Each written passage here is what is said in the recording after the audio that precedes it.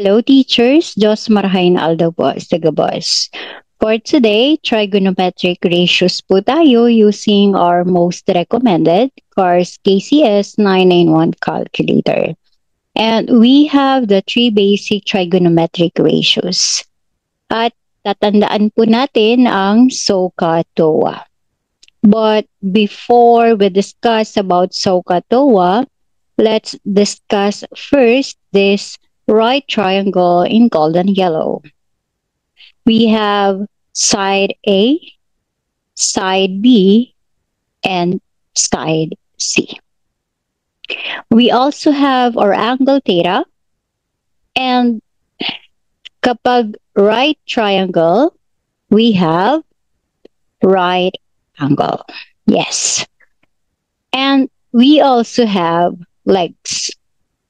Our side A and B, and our hypotenuse, or the longest side, is the side C, which is also the slant side. So, wag po natin kakalimutan ang parts na ito.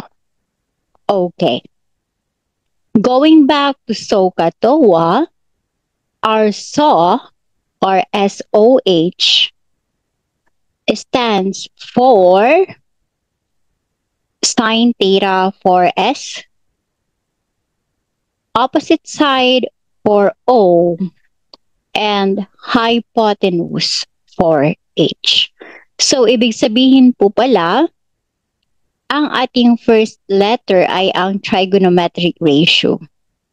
At ang dalawa, OH, ay ang sides ng ating triangle. Sine theta is equal to opposite over hypotenuse.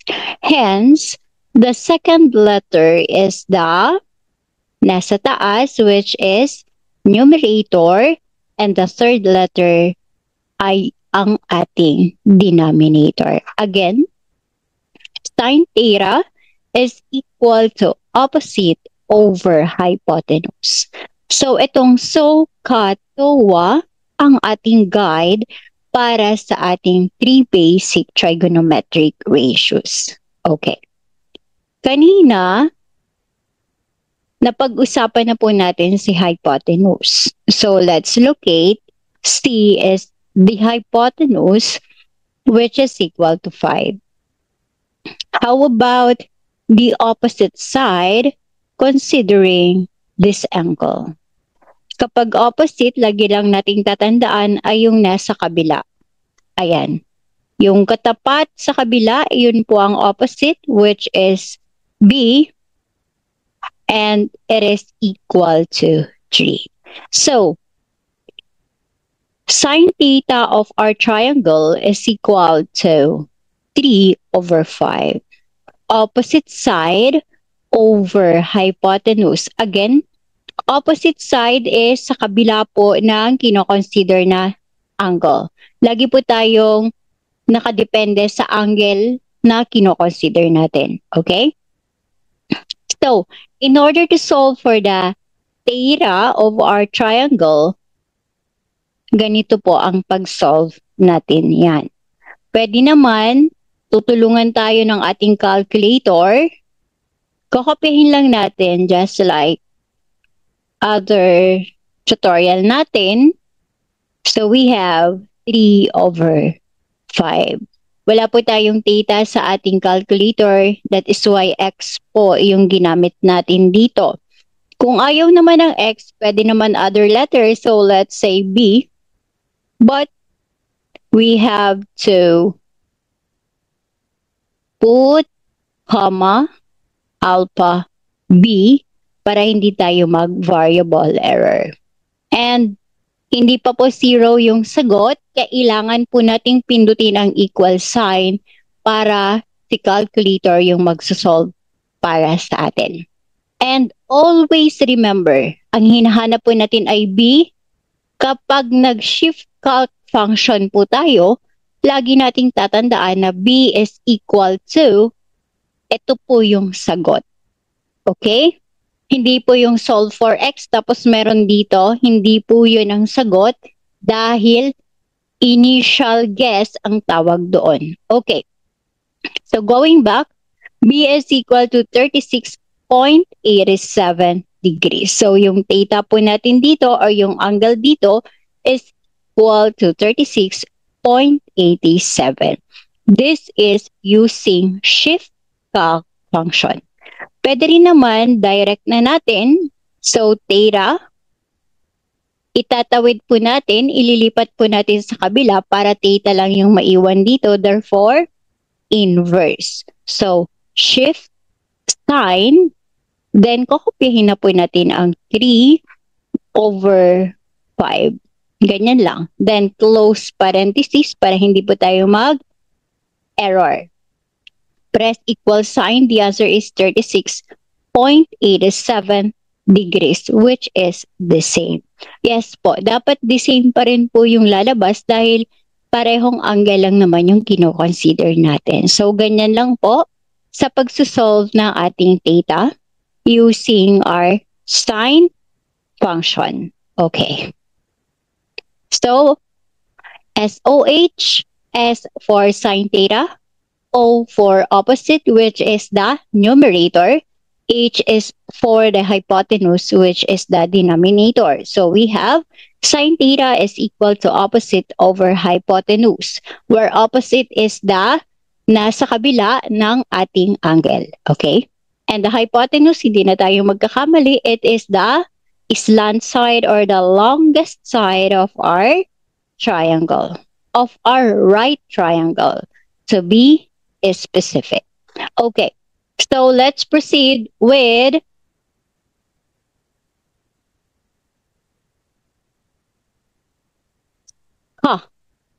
or CAH. Ang C natin ay ang ating trigo function. So C stands for cosine theta, for A is for adjacent side, and H is the hypotenuse.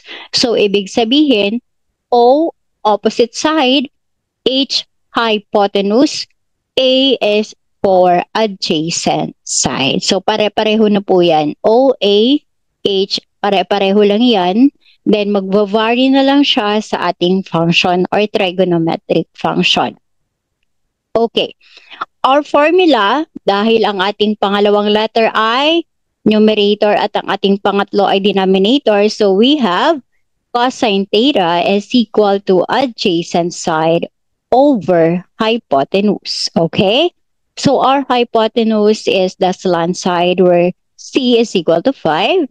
And dahil ang katapat nito ay opposite, therefore, itong katabi ang ating adjacent side, which is equal to 4. So ayan, opposite katapat, adjacent katabi. Okay?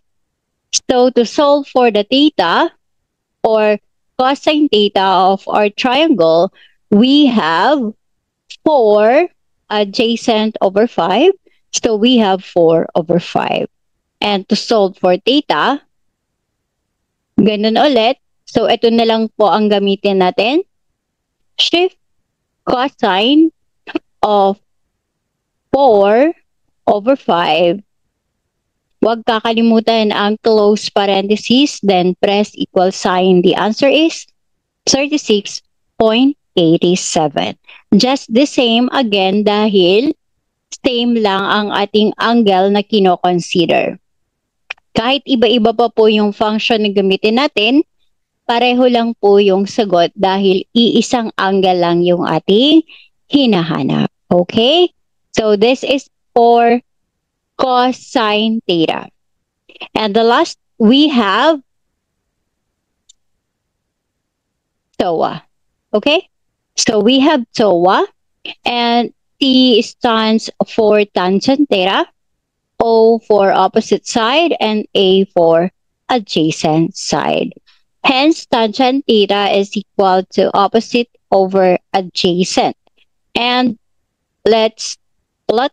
We have B is equal to 3 and A is equal to 4. Again, opposite is the kabila, adjacent is katabi. So we have tangent theta is equal to 3 over 4 and theta is equal to, let's check.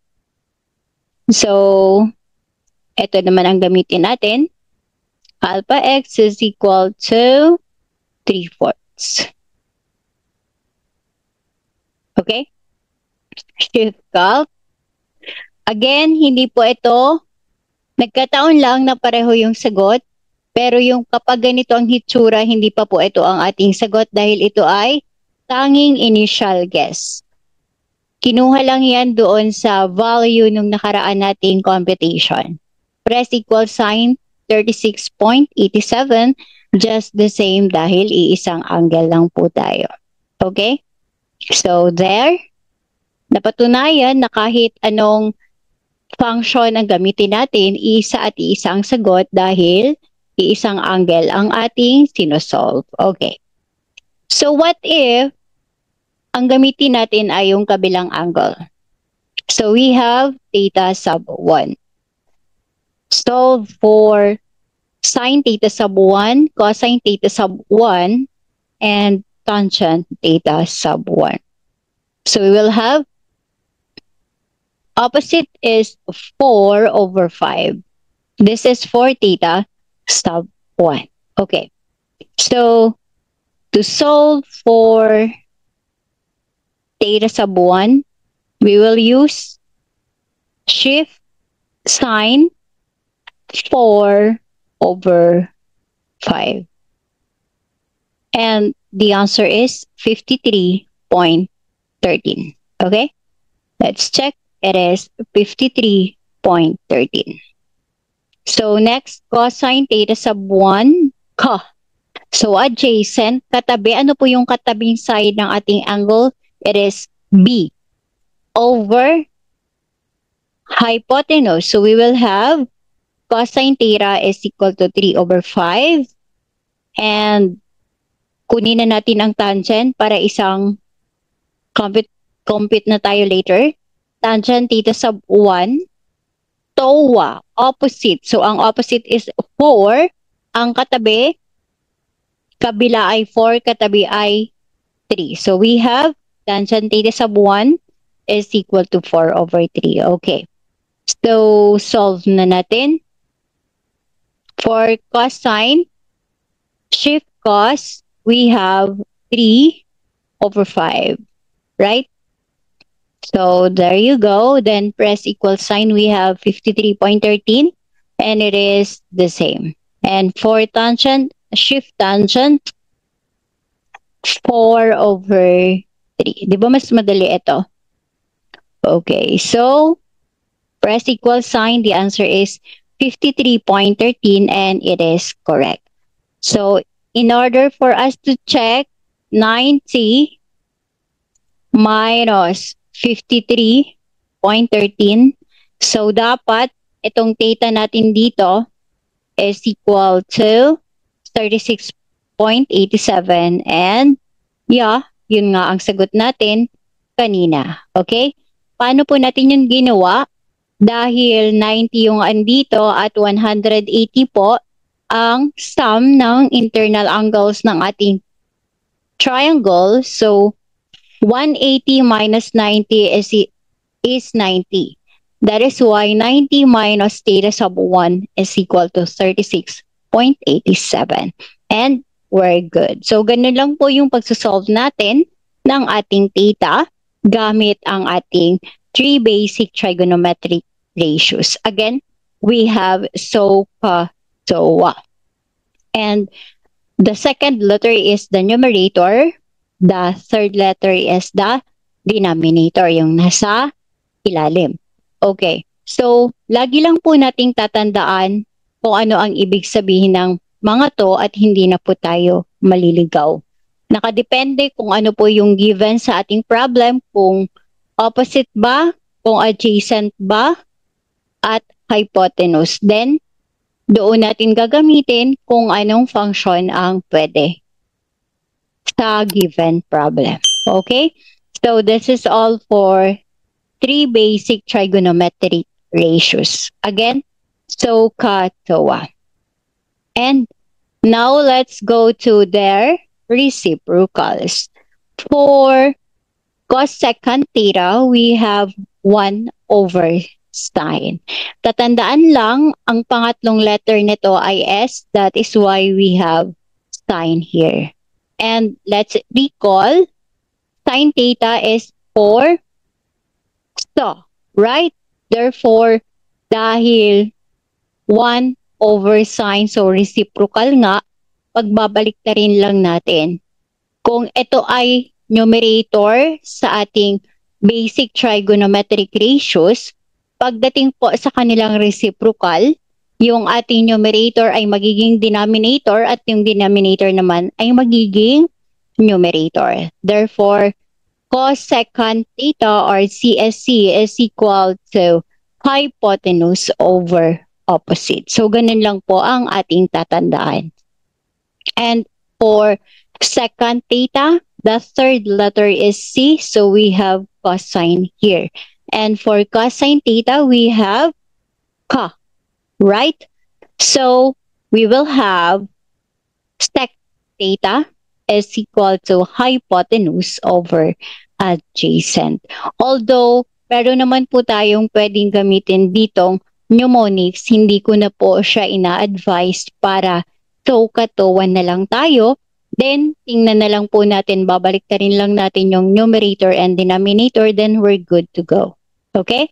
So, the last one, we have cotangent is equal to 1 over tangent theta, where tangent theta is TOA, right? So, we will have adjacent over opposite for our cotangent theta.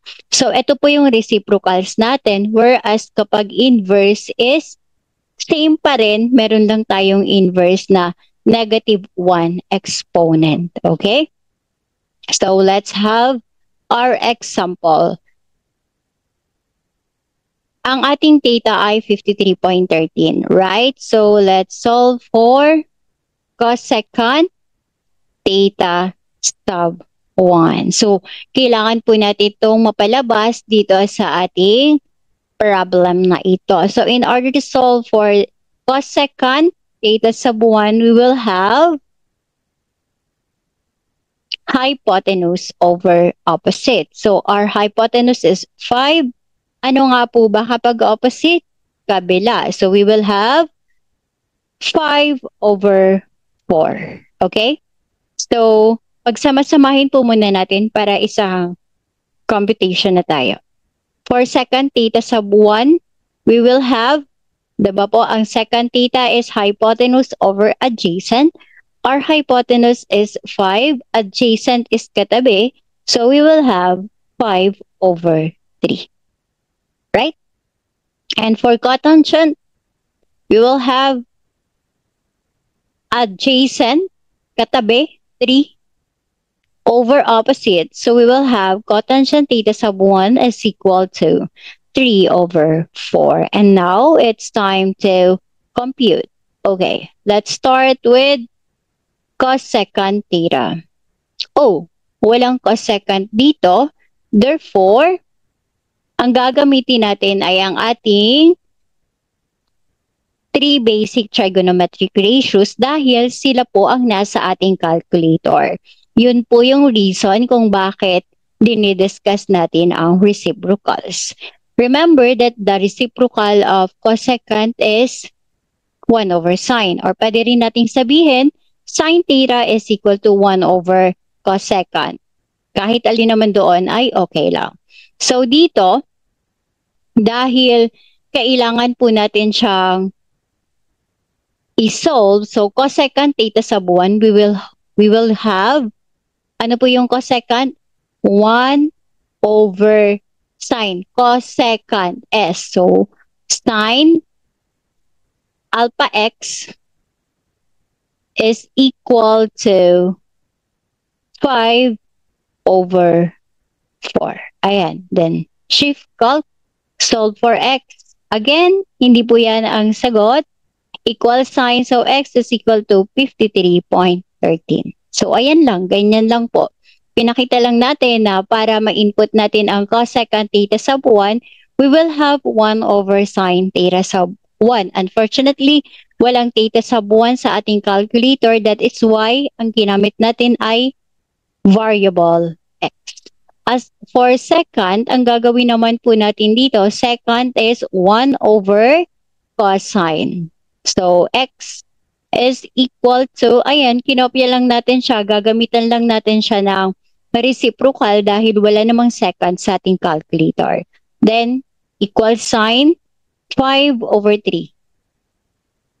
Ayan, shift calc, solve for x, 53.13. Again, sana na master na po natin na kapag gumamit tayo ng shift calc, makukuha natin yung sagot kapag nakita natin mismo dito yung variable, hindi po yung merong solve for x at meron dito ang value. Okay? So, for the cotangent, we will have 1 over tangent x is equal to 3 over 4. Shift calc, hindi po yan. Equal sign, x is equal to 53.13. So, ayan, pare-pareho naman dahil pareho lang naman yung ating angle na kino-consider. So, ganito lang naman po yung application ng ating trigonometric ratios. The three basic and ang kanilang reciprocals. Okay? So, we will have our problem here. From a point on the ground 52 feet from the foot of a tree, the angle of elevation of the top of the tree is 38 degrees. Find the height of the tree to the nearest foot. Okay, so we have triangle here where the vertical is the tree. Okay, so isipin na lang natin na kahoy ito. Kahoy na nakatayo dyan. At ang sabi, from a point on the ground 52 feet from the foot of the tree. So mula dito hanggang dito sa point na ito sa ating ground ay 52 feet daw po. Ayan, 52. Then, tiningnan daw po mula dito sa point na to ang taas ng or ang top, yung pinakataas ng kahoy. At ang angle of elevation ay 38 degrees. Find the height of that tree. So, ito po yung hinahanap natin. Let this be equal to x. We have our angle. And ito po yung dalawang side na given sa ating equation. Therefore, kung ito po yung kino-consider nating angle, ano po yung available datas ng problem? Katabi at katapat. So, katabi, katapat, opposite and adjacent. Opposite, adjacent. So, TOA. TOA tayo. Right? So, TOA. Then, ang i-apply natin ay tangent theta dahil TOA. Tangent theta, tangent 38 is equal to opposite. So, we will have x over 52 where x is ating hinahanap. So, para makuha natin yung x, 52 tangent 38 lang. So, ganun lang siya kadali. So, we will have here 52 tangent 38 and the answer is 40.63. But, ang sabi dito ay to the nearest foot. So, dahil 40.63 round up na po natin, we will have letter B, which is 41.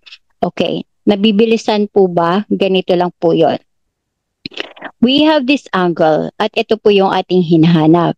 Therefore, ang given data sa ating problem ay ang angle, ang height ng tree which is katapat ng angle at ang 52 na katabi ng angle. So, diyan pa lang po sa ating given, i-recall na po natin kung anong function ang pwede nating gamitin. We have opposite, we have adjacent, therefore, it is TOA. So, tangent. Okay. Diba tangent theta, where theta is 38 na given sa ating problem, is equal to the opposite. Diba? Si opposite is yung nasa kabila. So we will have x here and adjacent. Ang adjacent is katabi, kaya nagkaroon ng 52 po dito. Okay. So, in order to solve for x, cross-multiply lang naman po, di ba? Kaya nagkaroon po tayo ng 52 tangent 38. Kung sakali na nalilito po dito, pwede naman po nating kopyahin yan as is. So, we will have tangent 38, close parenthesis, equal sign. Ano po yung andito? We have x over 52. Then, shift calc, equal sign, x is equal to 40.63, which is just the same, and round up to the nearest foot, that is why we have 41. So, ganun lang po sa ating trigo ratios. Sa mga word problem natin, ganyan lang ang gagawin natin para mahanap natin kung anong appropriate function ang pwede nating i-apply. Okay? So, problem number 2, the value of tangent 60 degrees over cotangent 30 degrees is equal to. Dito naman, paano po natin ito i-input sa ating calculator? So, ang andito po ay tangent. Si tangent ay meron po tayo sa ating calculator. So, we have tangent 60. Okay lang kahit hindi na natin ilagay ang degrees. But, tatandaan dapat naka-degrees po ito. Paano po ba natin yun makikita? Shift mode 3. Ayan. At makikita yung D dito dahil naka-degree mode tayo. Okay. So, we have tangent 60 degrees over cotangent. Si cotangent ay wala na po sa ating calculator kaya ang gagamitin natin ay ang reciprocal. What is the reciprocal of cotangent? We have 1 over tangent, then 30. Okay? Then close parentheses para hindi po tayo mag-error. Just press equal sign and the answer is 1, which is letter B. So, ganun lang siya. At dito po, yung lagi ko pong inuulit, na kailangan po nating lagyan ng close parenthesis kasi kapag nakalimutan po natin yan, so tatanggalin po natin, kunwari nakalimutan, ang lalabas po ay syntax error. Kaya lagi po nating i-check kapag meron po tayong mga open parenthesis, kailangan po yan ng close parenthesis. Partner po sila. So ganyan, then press equal sign. So ayan, we have our answer. Lagi lang po natin yung tatandaan ang mga ganyan. Sasabihin natin simpleng bagay pero dahil nakaprogram po yan sa ating calculator, kaya dapat susundin po natin. Okay? So this is the 2 problems and we have here for your practice. Kindly comment down your answer so we can evaluate.